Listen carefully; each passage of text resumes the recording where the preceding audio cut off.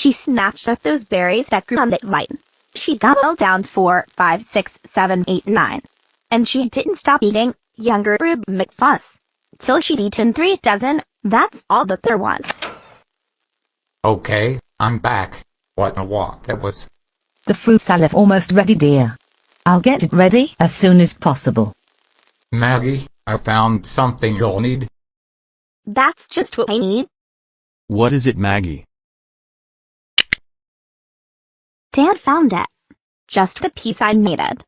What kind of piece? The head for Willy Wonka. You think so? Well, I know so. I saw Willy Wonka with my own 2 eyes. I used to work for him, you know. Really? Yeah. But of course, I was a much younger teen in those days. Willy Wonka began with a single straw and cherries to eat. But the whole world wanted his candy. Mr. Wonka? Yeah? We need more Wonka bars, and we're out of chocolate birds. Really? Well then, we'll need to make some more.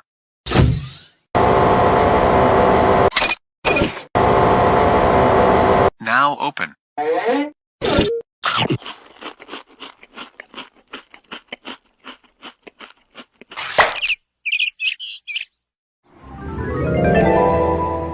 The man was a genius. You know, he makes a new way of making chocolate ice cream, and that way it stays cold for hours without a freezer, and you can lay it in the sun on a hot day, just so it won't melt. That's impossible. But Willy Wonka did it. Before long, he decided to build a proper chocolate factory. The largest chocolate factory in history. 50 times as big as any other. Aldrin, don't make it gross. Tell her about the Egyptian king. You mean King Chocolate? Well, King Chocolate wrote a letter to Mr. Wonka and asked him to come all the way to Egypt and build him a colossal palace entirely out of chocolate. سيكون لدينا ماء غرفة وكل شيء سيكون من الشوكولاتة الداكنة أو الخفيفة.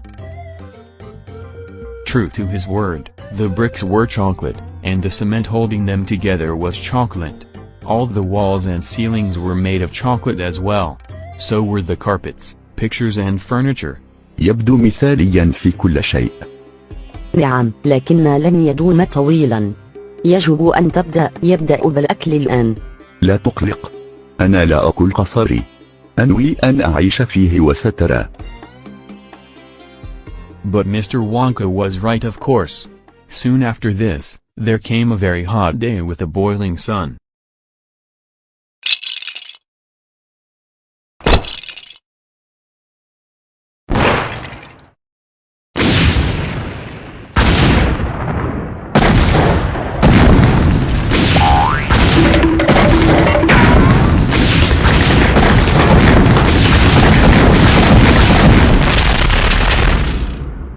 The king sent an urgent telegram requesting a new palace, but Willy Wonka was facing problems of his own.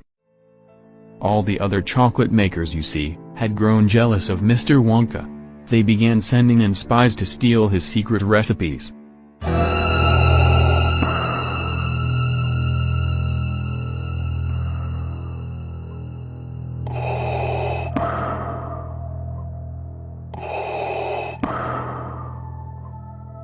Fickle Gruber started making an ice cream that would never melt. Prodnose came out with a chewing gum that never lost its flavor. Then Slugworth began making candy balloons that you could blow up immediately. The thievery got so bad, that one day without warning, Mr. Wonka told every single one of his workers to go home.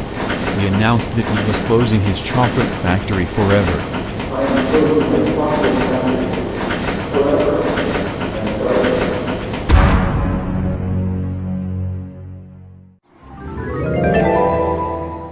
But it didn't close forever. It's open right now. Well, sometimes, when grown-ups mean forever, they mean a very long time.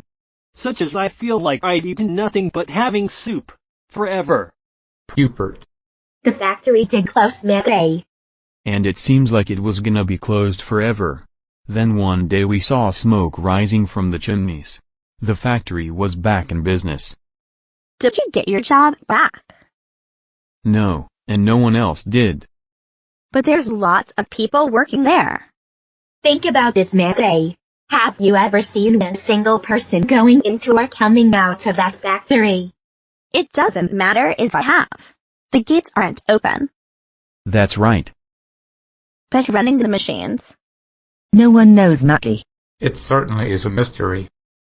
Hasn't someone asked Mr. Wonka? No one sees him anymore. He never comes out. The only thing that comes out of that place is the candy, already packed and addressed. I give anything in the world, just to go in one more time. And see what's become of that amazing factory. Well, you won't, because you can't. No one can. It's a mystery, and it'll always be a mystery. That little factory of yours, Maggie, is as close as any of us is ever gonna get. Well, Maggie, I think it's time you've been talking about this.